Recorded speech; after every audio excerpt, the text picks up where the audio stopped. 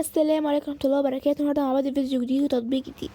خلينا نبدأ معاك بسؤال صادم شوية. زمان قبل الموبايلات وتطبيقات، لما كان يرن عليك تليفون الأرضي كنت بترد من غير ما تعرف مين، وكنت ممكن تقع في مشاكل أو مواقف محرجة بسبب مكالمة واحدة بس النهارده هل احنا بقينا أذكياء، ولا ممكن برضو نقع في نفس الموضوع، نفس الإحراج؟ معتمدين على التكنولوجيا بزيادة. حابب الأرقام النهاردة أكتر من 60% من المكالمات اللي بتجيلنا حوالين العالم بقينا نعرفها، أو الإعلانات أو المحاولات النصب. وده اللي بيخلي التطبيقات معرفة المتصل تبقى ضرورية مش ترفيهية. النهاردة بقى هنخش على تطبيق نايز للحظر مكالمات مع إظهار هوية المتصل، اللي بيقدم نفسه كحل ذكي لمعرفة مين اللي بيتصل بيك، وكمان يحميك ويحميك من المكالمات المزعجة. مهتم بالوضوح. التطبيق ده بيشتغل كفكرتين أساسيتين: أولا تحديد هوية المتصل حتى لو الرقم مش متسجل عندك، ثانيا حجب المكالمات المزعجة أو المشبوهة. من خلال تجربة وتحليل، تطبيق بيعتمد على قاعدة بيانات أرقام ضخمة جدا بإضافة المستخدمين نفسهم. طيب نستخدمه ازاي بشكل صحيح؟ أول ما تحمله من بلاي ستور يطلب منك صلاحيات مهمة جدا: وصول مكالمات، وجهة اتصال. وهنا لازم تفهم دي مش رفاهية، ده أساس شغل. بعد كده تفعل الميزة وميزة حجب المكالمات. تقدر تضيف أرقام قائمة سوداء أو تعتمد على حجاب تلقائي. بس الأهم نرجع للإعدادات الكويسة وما ندخلش الحاجب تلقائي 100%، عشان ممكن يمنع المكالمات المهمة جدا، مهمة بالغلط.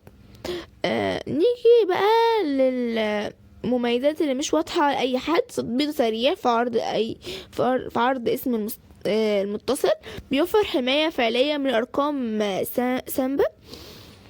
ممكن يقل الإزعاج بنسبة توصل ل70% لو مستخدم صح.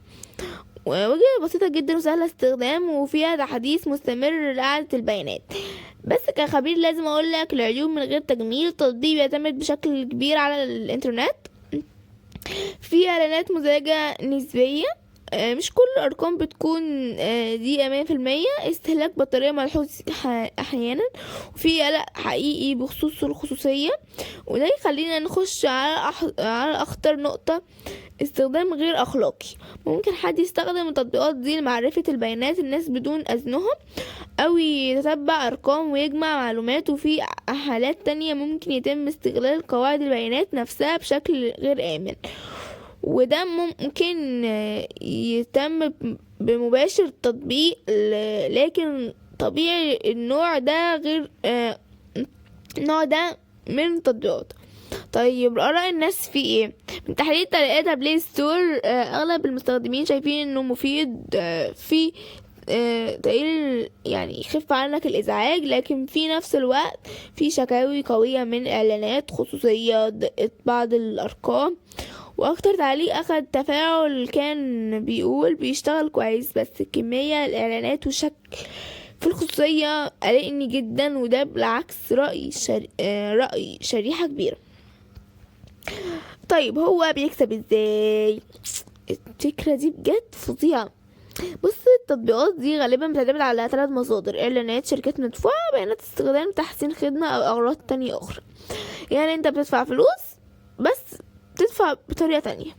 نيجي بقى للبدايل ونركز في النقطة: في تلو كولر، في هايا، وفي كول اب. كل واحد فيهم ليه ميزة بيحاول ينافس، بس مش الافضل. رأيي المهني نهائي: التطبيق مفيد جدا ولو بتعاني من المكالمات المزعجة، لكن لازم تاخد بوعي. الخصوصية في الموضوع الخصوصية خصوصا في موضوع الخصوصية مش أفضل في التسويق، لكنه خيار مقبول. وفي النهاية نرجع لسؤالنا في أول الفيديو: هل إحنا بقينا أذكياء؟ حقيقة إحنا بقينا محميين أكتر، بس على حساب جزء من خصوصيتنا. توازن هنا هو أهم حاجة. ولو عايز دايما تعرف الحقيقة من غير تزييف.